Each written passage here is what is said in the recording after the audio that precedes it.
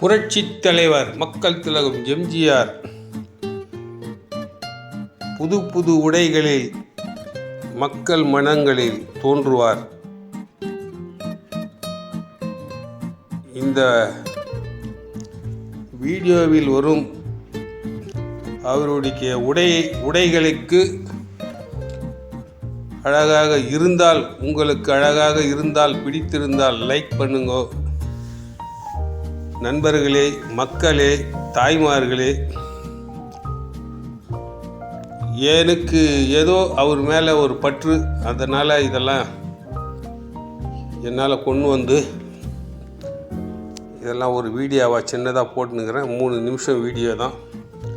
மக்களுக்கு பிடிச்சா, உங்களுக்கு ஓகே அப்படின்ற மாதிரி தெரிஞ்சால், ஒரு சுமாராக இருந்தால் கூட ஒரு லைக் பண்ணுங்க.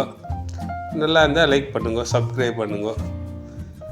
எப்படி இருந்தாலும் சரி, அவருக்குன்னு ஒரு ஸ்டைலு, அவர் உடையை போடுற மாதிரி நம்ம யாரும் போட்டுக்க முடியாது. அந்த காலத்தில் அவருடைய உடையும் அவருடைய அழகும் அவருக்கு எப்போவுமே அருமையாக இருக்கும்.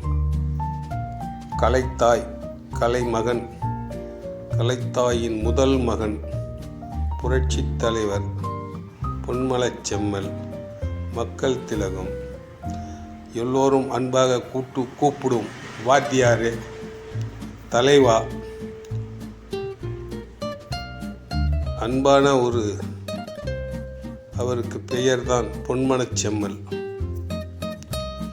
எல்லோரும் வணங்கும் மதிக்கும் புரட்சித் தலைவர் அவர்களுக்கு நாம் என்றென்றும் நன்றி கடனை செய்து கொண்டே இருப்போம். அவர் ஒரு வீடியோவில் பேசினார், நான் இருக்கிற வரைக்கும் எனக்கு அப்புறமும் ஜனங்க நல்லபடியாக இருக்கணுன்றது அவருடைய ஆசை. எல்லோரும் படிங்க, முன்னேறுங்க, வாழ்க்கையை வளமாக்கி கொள்ளுங்கள்.